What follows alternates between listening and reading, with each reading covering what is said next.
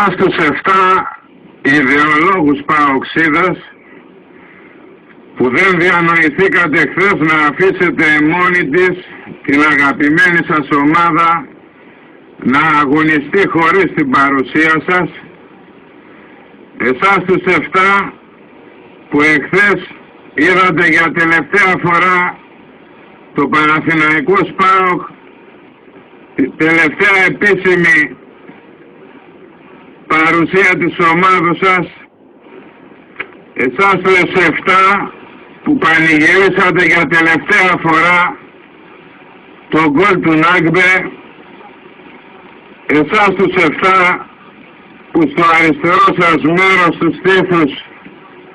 στο αριστερό μέρος του στήθους σας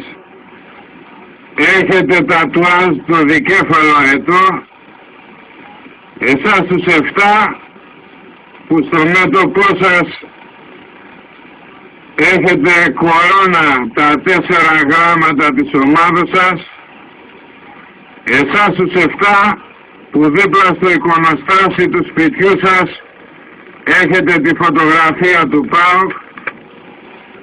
που φωνάζατε ΠΑΟΚ και ξερό ψωμί, εσάς τους 7 που τραγουδούσατε το ΠΑΟΚ σ' αγαπώ και όταν θα πεθάνω θέλω το δικέφαλο στον τάφο μου απάνω, εσάς τους 7 που κάνατε χιλιάδες χιλιόμετρα για να βρίσκεστε πάντα κοντά στην ομάδα σας, εσάς τους 7 που είχατε ως στόχο ζωής να δείτε όσο των δυνατόν ψηλότερα τον ΠΑΟΚ, που η μοίρα σας έπαιξε άσχημο παιχνίδι σήμερα το πρωί, εσάς τους 7 που πήγατε ταξίδι χωρίς γυρισμό και αφήσατε την τελευταία σας πνοή στην άσφαλτο, εσάς τους 7 όλοι οι συντελεστές του Αθλητικού Μετρόπολης τιμούν σήμερα τη μνήμη σας, εκφράζοντας τα θερμά συλληπιτήρια στις οικογένειές σας για το βαρύ τους πένθος. Γνωρίζω ότι δεν θέλετε μυρολόγια, ότι δεν θέλετε κλάματα, ότι φεύγετε από τη ζωή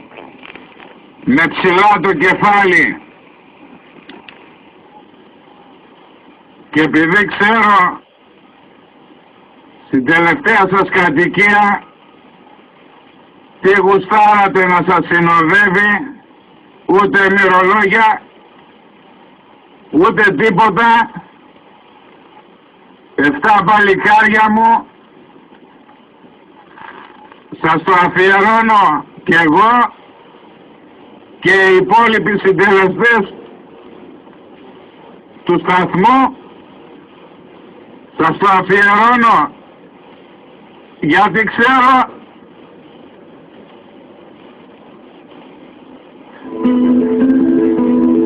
ότι άμα ζούσατε αυτό θα με ζητούσατε.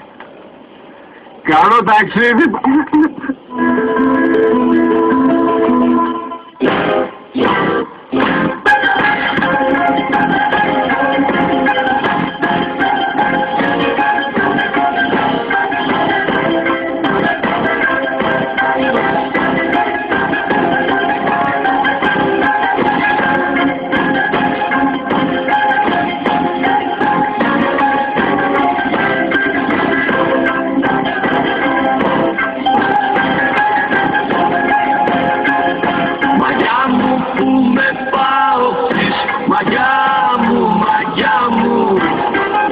Και το δικεφαλάετο έχω μες στην καρδιά μου,